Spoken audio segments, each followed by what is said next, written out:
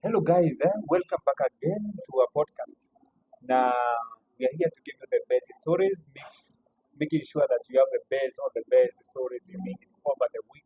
Remember, it is Monday morning and you need some strength, you need some energy, you need some information to trend and cheer up your life, your wiki ikianza unaanza na vibe zile maset na mood swings za Monday tunazimaliza hapa kwa Daktari Dr. Kwach. Tunakuletea story muro na leo tuko na story za Be Alert. It is early in the morning, uko pale kwa street, uko pale kwa mat, unasikiza hii podcast. Sikiza vizuri ndio uweze kukua alert. Hii Nairobi kuna mambo mingi sana, hii Kenya kuna mambo mingi sana. Ina happen and we need to be alert through our minds, through our eyes na kila kitu tuweze kuwa sharp and making sure that we are on track over everything. Thank you very much. Na leo niko na my fellow co-host anaitwa Gabriel. Gabriel atatuletea mambo mingi kuhusu politics na nini inaendelea na how to be alert, the ways to be alert na nini tunacheza. Wacha tusikize. Karibu sana Mr. Thank you very much, Dr. Kwach. Hey, my fellow listener, my viewers. My name is Gabriel Rungo, and we are here today at Monday morning. We want to discuss about being alert. You know, being alert is a lot of, it's a very big topic. In every situation in life today, we have to be alert. When you're walking, eating, sleeping, talking to any person, you have to be alert. You have to be sure what you're doing so that you can't utaoshwa. In Nairobi ni kuoshwa. Tunaambiwa unawashangwa right? You think you know things, but you don't know them. So, in short, my fellow listeners and viewers, let's be alert. At the start of the week, be focused, be alert, be willing to face the challenge of the week. Be blessed. Umeingia kwa mat, alafu jamaa unampea change. Ukimpatia change, anajifanya amesahau. Alafu anajisaulisha anashuka na change yako. Has ever happened to you? It happened to me several times because unaenda unalipa donda change like unampea dhao anatoa maybe 60 au anatoa so anakwambia tulia bro nakuletea change. Unakaa tu unamchungulia hivi anatoka tena. Ukifika kwa stage fulani anatoka kuna nataka kutoka bwana. Ukifika kwa stage kwa like few mbio sana anatoka. Anataka kuosha. So kama utakuwa alert unaoshwa. Na hii economy ni ngumu sana kuoshwa 900 my friend. Utakaa mimi leo nimekutana na wakora. Siwezi waita wakora sijui. I think we are smart people using their minds. Na ili happen jana on Sunday. Nimetembea tu alafu nikaenda kuna place naendaga kuchill kutuliza bahari. No. Yes. And then ile place wasio wanakuja wakaniambia you are not supposed to be here, you are not supposed to be seated here. Na hapa hatukubaliwi kubeba camera, production, nini. Nilikuwa zile za these people where they mbona wana nini hivi. Kumbe ile harakati ya boda jamaa alichukua simu yangu. Na watu najua na kina gani? Wale police, wale normal people. No, they were just normal people and then kusikiza akachukua simu yangu nikasikiza nikatulia tu hivyo and then akaniambia so hapa venye aliona simu yangu ni type gani akaanza kusema unatumia tu Samsung what akajua ameguza deep state. Nataka sasa walinianda manzeni yangu kwa show my bank account huko no other option au kwa mimi nilipa mdogo sikushindania na story unaona kwa sababu the moment uzitaka kuenda down unaona for life usitakubali kwa hata kama kwa situation gani never simple never go down never lower yourself despite the situation hata kama umegongo umebaki kila kitu remain who you are never be legit yani be strong. Mimi hata kitu sijui kuenda chini mimi nitakuongelesha kwa upole but sijui kuenda chini. I will be what you have the high spirit Okay. So these guys walikuja wakaniambia eti tuonyeshe nini kama simu tena na simu nilikuwa na lapi. Nilikuanga na lapi, nilikuanga na mic. Nilikuanga na kila kitu yangu ya production. Yeah, everything here. So I felt like I have no other option. Do I have to give everything that I had? I had to work with their terms because they were actually hata siku anajua simu yangu imeenda. Jamaa aliambia sasa kijana wewe tunaona wewe ni mrasa swini. So it is money in the morning we need to be alert for the government. Remember the politics ziko hapa zinatupeleka sana. I think you under scenario yenye umenichapia. I like kuchapia the view what happened to you wakati wa maandamano, and then maybe someone can learn also to your story, because your story ilikuwa inanishangaza sana, the way the police they are using criteria that they are using to divert the minds of people for their own interest. Oh, ile time ya maandamano, I was so active on fighting for the rights of the Kenyans, so many Kenyans, and including me myself. Nilikuwa nakutokea pale streets, like almost it was a schedule of Tuesday and Thursday, remember very well. Nilikuwa natokea pale kwa barabara, naenda nasema it's our right, we want accountability, good governance, no corruption, you see. But siku ilifika yangu, I was arrested. I was arrested by plain clothes police, and then called me them called police because they had everything. Police they had guns inside the car. They were using. They had a lot of radios. They were communicating, and one of the police had a uniform. He was the driver.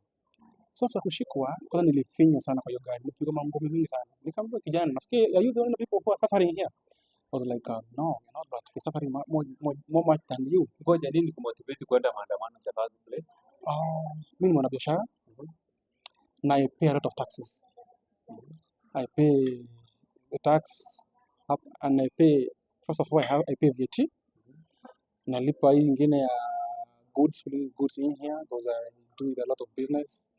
And I pay even to other counties. Even I have so much evidence in my phone and my account that I pay tax.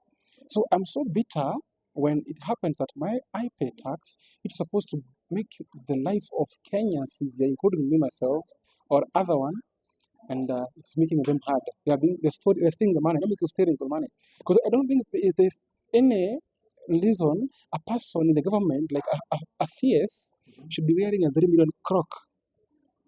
Yani mtu anatembea na saa 3 million in your hand. Kama ni pesa yake. Pesa yake gani? Mshahara yake ni pesa ngapi? No. But nilisikia watu wakisema these people invest. Invest where?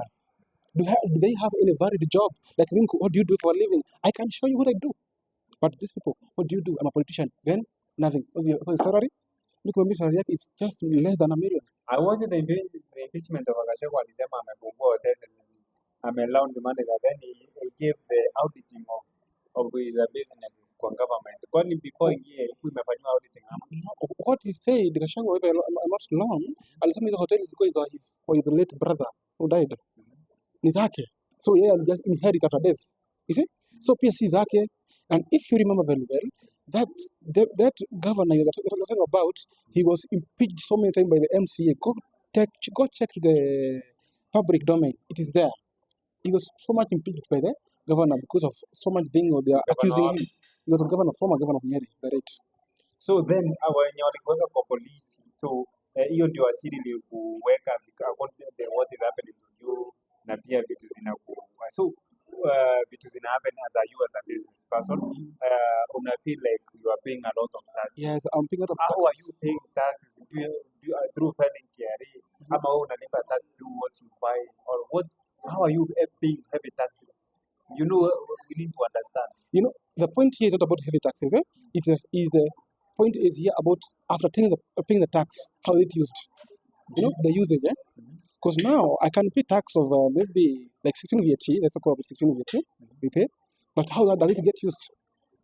Today, when you go to the hospital, you don't have medicine. That's true. So many hospitals are logged with patients with no medicine. So that's paining me because I know that this money is supposed to go there to buy medicine, to pay teachers, to pay everything. After that experience, did you feel that you could go for maandamano tena? Kwa sababu unasema polisi walikushika wakagonga pale kwa gari, and then they just fixed you. How did they threaten you? How like after kukupiga, what else they tell you? I remember that day I was arrested on 16th July, and 2 days earlier there was this case of Kwach. People saw body in the bags in Gunia, and they were killed, chopped into pieces. Okay, so we were already traumatized by that thing of people killed, dumped in a quarry. Like, look at that, it's a human being cut like a meat. You just like wonder, is this human? Who did this? So I had that bitterness with myself. So the time they arrested me, I knew that it's over with me. Because one thing arrested, I was put in And So basically, your mind was yeah, traumatized. I was like, I had given up with my life that time. I was like, I knew this death immediately because they put me in an unmarked vehicle, which had no government plates. They were police sprinkled. I never see where I was going. I was just like bumps. The car was speeding. I found myself in Central Police. I was like, oh, boss, you're here. Nothing else, get there. Toa kiatu, mshipi, eka hapo niko ndani. So what gave me hope that day is the number of people I found in the cell. Because I remember we were almost more than 100 people. So that gave me hope because I had to like to look at the fact we are so many to be killed. So kwa gari mlishikwa peke yako, mlikuwa wazee wengi? I was arrested alone, but kufika kwa cell, nilipata watu wengine. I remember there's a guy called this guy by the name Paulo Kimani. I know you guys know him in Twitter. He's a Metro Boomen. Tumeenda na yeye tulipata huko, amefinywa kama kitu kingine. He was limping. Even there's a video trading akilimp. He was like lifting his heart like this, like he was already, but alikuwa amefinywa mbaya sana. So you are telling me that the people who arrested you, they traumatized your mind, such that you couldn't even have a courage to stand up yourself again. Yes, that's what I'm saying. They urge you and about taxes zimepanda, you need pesa yetu inaenda hivi tu, and you feel like everyone was ready and you are joining the revolution. Then after being arrested, you felt like you don't have any that courage again to stand. Yeah, after being arrested, I was traumatized, but let's say I've been gaining strength after seeing the same mistake which are happening earlier, which put us to the streets, is still moving on. I'm trying to do civil education where I work. By there, I try to get people into topic, and I'm sure this is going on. This is supposed to be like this, like this. Okay. So the purpose of brutalization and the arrest of the government that is using is a way. Can we say is a way of scaring people? Yeah. Like making them have this impurity na washindo cooperate na kumission their goals. It's true. So tutakuwa ready kusema people should be alert. After facing all things, people need to be strong. Yeah. Because if that is the system, I also stand in this case of after Kware imekuwa na hiyo kesi ya Kware, what happened next? It happened before, it happened after president majenzi wametoka kwa barabara wamesema finance bill yangu. Yes. Finance bill ilipoanza hiyo motion sijui by the sijui imeendelea. Most people they don't know about the finance bill, what happened. Finance bill ilienda, and what I know kind what they're doing, they're bringing it back to the parliament in form of bills, not at the finance bill, but in form of small bill, small articles. So this article says that this and this, like I saw another article about the increase of eco-levy tax. So when you bring that they pass it, because one thing I know, this parliament doesn't care about the common mwananchi. Because I can prove this by this. This week we had public participation of last week. I heard about the impeachment of Gachagua. That's the first time I saw public participation in Kenya. But after that, what people said is not what was implemented in the parliament. They do their own things.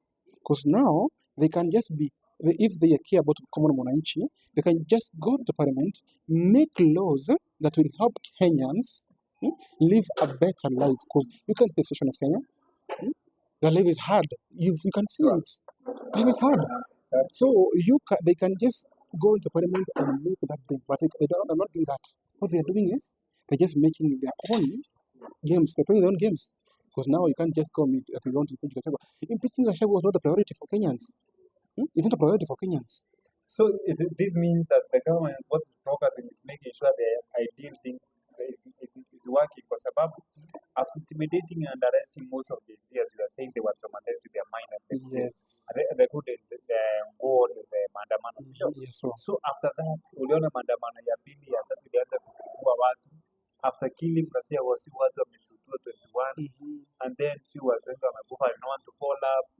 So these things have traumatized people so that they have this fear that hawezi stand for their rights. If they stand for their rights, they will be arrested and they will some may even be killed. As you are saying, you are afraid of death. Yeah, of course. So this means if you are arrested again, you may feel so much traumatized. Yeah. But I feel that what people should hold is that they should always be alert of these things when they are going to happen, on what they are speaking and what they are doing. Kwa sababu mimi sipendi blame game. Mi huona it's not right to blame who, blame me. The best thing is making things right the way they are Yes, of supposed to be course. right. Yeah, yeah. And that's the goal of every person. Kwa sababu if the government did his part, if the president did his part, the deputy president did his part, the MPs did their part, governors did their part, MCs did their part, the civil servants did their part. I think everyone will be focused on meeting the goal of every Kenyan. Like kila nini yenye effort iko committed by every person equally wanted because there's some people who think they don't pay tax. Of course. So I So actually many people. see some people believe they don't pay tax Yes. kwa sababu they're not in Nairobi, they're not in town. So some people believe being in town ndio wanalipanga tax ama kulipa tax ile kanjwa na kujianga. Yeah. Some people believe that, but when you buy anything from the shop, you're paying tax. Yes. When you pay a bill in the government, like e-citizen or ever any place, visiting the national park or any place you visit, you are paying tax. That's true. Even the tariff calling, when you're calling, there's a proportion of tax. Yes. When you're paying KPLC tariffs, there's a proportion of the tax. So I think if this scenario yenye watu wanakuwa traumatized, then wana lose their focus and then the government ina impose kwa sababu after nani kuna mtu alishout tu kidogo JK inaenda then tulisikia tu Anita Wanjiki mkwake kumekuwa ringi. I don't know the reason. All of a sudden amepotea and then kidogo ndio psyche ya JK kuenda Adani kuenda. Na hii story imenyamaziwa na story za Gachagua. You know what's happening? There was this guy, his name is Nelson Amenya. He currently lives in France. He's a Kenyan living in France. And this is the person who raised the issue of Adani with the PPP to Adani with the government of Kenya. So it was like a joke, like hearing that the airport can be sold. Imagine the only pride of Africa we have as Kenyans. The beautiful landscape of Nairobi, of Kenya, and the beautiful mountain of Kenya.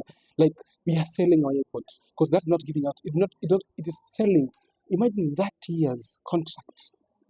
After that 30 years, they will have an extraction of maybe they'll be getting they have tax-free, 10 years tax-free. So they are giving it out. And if you just look at this point now, let's assume Ruto and Gachagua, they rule Kenya for the next 10 years. Imagine after 30 years, Kenya will have lost everything, lost the airport, lost workers, lost jobs, and we'll have lost almost everything for ourselves. Imagine.